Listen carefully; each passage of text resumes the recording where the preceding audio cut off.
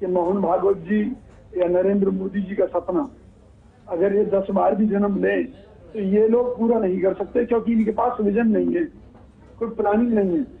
वो प्लानिंग है विजय कौशिक के पास, वो प्लानिंग है कांग्रेस पार्टी के पास, इन लोगों के पास नहीं।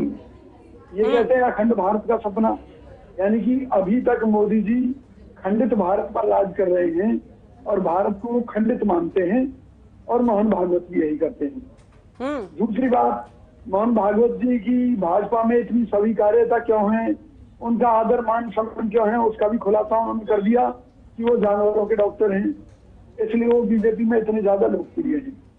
ठीक है। इसके अलावा जो प्रमुख मुद्दा है कि आज भी इन विषम परिस्थितियों में जब चाइना हमारी ही धरती पर काफी हिस्से में अतिक्रमण कर चुका है, या इससे पहले 1962 के युद्ध में जवाहरलाल नेहरू जी के समय में उसने जो हमारा हिस्सा कब्जाया हमारे देश का, या पीओके का वो हिस्सा जिसको लेकर कांग्रेस सरकार के समय में देश की संसद में नरसिम्हा राव जी के समय में प्रस्ताव पास हुआ था कि पीओके हमारा अभिन्न अंग है, इसे हम लेकर रहेंगे। तो पहले हम आजादी के बाद के अपने इन हिस्सों को वापस प्राप्त कर लें।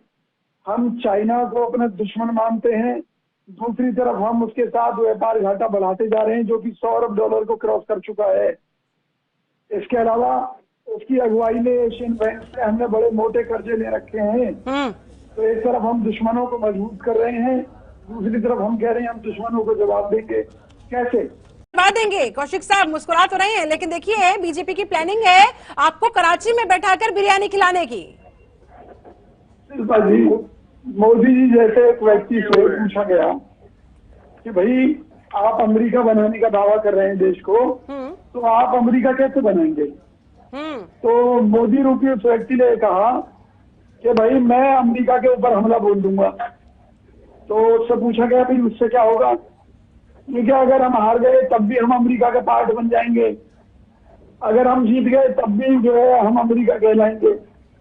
तो ये मूर्खतापूर्ण बातें करके मोदी जी और मोहन भागवत जनता का मनोरंजन करना चाहते हैं, तो उनका स्वागत है। और मैं ये बताता हूँ कि देश की जनता को कैसे मजबूत कर रहे हैं, कैसे पाकिस्तान को नुकसान पहुंचा रहे हैं कि वहां से सेंधा नमक आता था, बहुत सी चीजें आयात होती थी पाकिस्तान से। तो माननीय मोदी जी की सरकार ने कई 100% टैक्स लगा दिए आयात होने वाले सामान पर। तो होने लगा कि 20 रुपए किलो मिलने वाला सेंधा नमक आज 70, 80, 90 रुपए किलो लोगों को मिल रहा है। तो कमर किसकी टूट रही है? भारतीयों की टूट रही है। तो क्या भारतीयों को कुचलकर, भारतीयों को लूट कर ये एक अखंड भारत का सपना देख रहे हैं?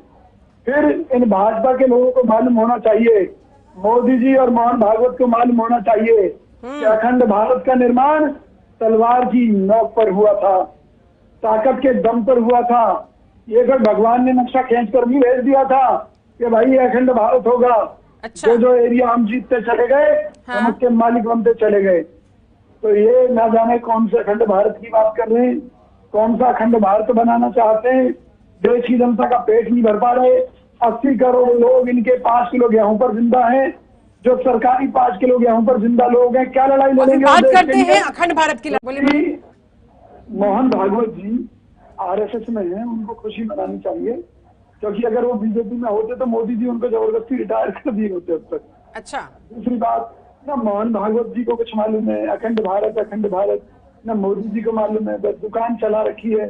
एक जंगल में एक जानवर भागा चला जा रहा था, बोला भाई आसमान गिर रहा है। उसकी देखा देखी सारे जानवर भागने लगे, और बाद में पूछा कि भाई किसको पता चला, किसने क्या कहा, तो पता चला जी ये तो सारी गपबाजी थी।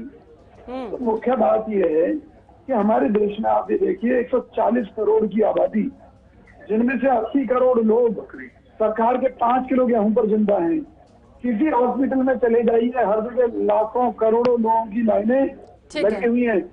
कोई परिवार ऐसा नहीं है जो दवाई गोली पर ना चल रहा हो। ठीक है। हमारे देश में ब्लड प्रेशर के रिकॉर्ड तोड़ मरीज, अभी एक रिसर्च और आई है कि 2030 तक करोड़ों लोग इस बात से मर जाएंगे क्योंकि वो एंटीबायोटिक्स का इस्तेमाल कर रहे हैं। हमारे यहाँ भूमिगत जल खत्म होता जा रहा है। मुद्दों की बात इस देश में कुछ है नहीं।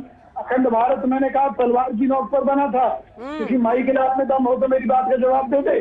ठीक है, क्या वो शांति से बना था? क्या जवाब है इन मुद्दों का? ठीक है, मैं जवाब लेती हूँ। वो कह रहे हैं कि भाई अपने देश की जनता की इन समस्याओं का तो समाधान हो नहीं पा रहा है। बात करते हैं अखंड भारत की, दीप नारायण जी वो कह रहे हैं कि है जवाब इस बात का? बन गए देश के, बात करते हैं अखंड भारत की। ठीक है, जवाब ले कौशिक जी। शिल्पा जी, मैं मतलब बड़ा दुखी महसूस कर रहा हूँ इन बातों पर। मेरे बड़े भाई आलोक जी अपनी पार्टी का जो पक्ष रखते हैं, क्योंकि जो ये विचार इन्होंने रखे हैं अपने इनके निजी विचार नहीं, इनकी पार्टी के विचार हैं। तो मुझे भाजपा के ऊपर हंसी आती है। ये बात घोटालों की करते हैं तो घोटालों की पार्टी है भाजपा। अब ये कहते हैं कि हमारा कोई नेता जो है जेल में नहीं गया, उसके खिलाफ कोई मुकदमा दर्ज नहीं हुआ। अरे भाई, जब सैया भरे कोतवाल तो डर काहेगा। अभी तो तुम्हारी सत्ता है, तुम अपने घोटालों को दबाए हुए हो, तुम अपने घोटालों में कार्रवाई नहीं होने दे रहे हो, तो भाई जेल कब जाओगे? जेल जब जाओगे जब कांग्रेस की सरकार आएगी, जब आपके घोटालों को हम सबूत समेत जनता के सामने रखेंगे। नमामि गंगा परियोजना घोटाला है, पीएम केयर्स घोटाला है, इस देश में घोटालों की लंबी फेहरिस्त है। ठीक है, सरकार केवल देश की जनता को उल्लू बना रही है और कैसे कैसे जुमले छोड़ रही है।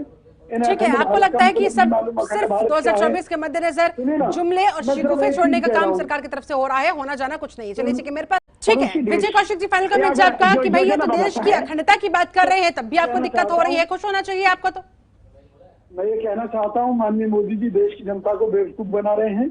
अच्छा। पहले इन्होंने भारत की गुटनिरपेक्ष नीति से साइड में होकर ट्रंप से अगर संबंध बनाए थे, वहाँ प्रचार भी किया था, लेकिन इन्हें वापस गुटनिरपेक्ष नीति पर आना पड़ा। सवाल ये नहीं है कि भाई हम क्या चाहते हैं, सवाल ये है क्या हालात उसके अनुकूल है। आज पाकिस्तान परमाणु बम लेकर बैठा है, हमारे पास तो है ही, लेकिन अगर युद्ध होगा तो उससे क्या रिजल्ट आएगा? किसी और देश के साथ युद्ध होगा, क्या हम अपने आप में इतना सक्षम है? क्या हमारा देश युद्ध झेल पाने की स्थिति में है? फिर क्यों दूसरे को उंगली करते हैं आप? सबसे बड़ी बात यह है, एक तरफ आप कहते हैं कि हम सांस्कृतिक रूप से जोड़ने की बात कहते हैं, ठीक है, दूसरी तरफ आप कहते हैं कि जी अखंड भारत तो देखा जाए तो भूमि से जुड़ा हुआ मामला है ना। अच्छा शिल्पा जी, भूमि से जुड़ा हुआ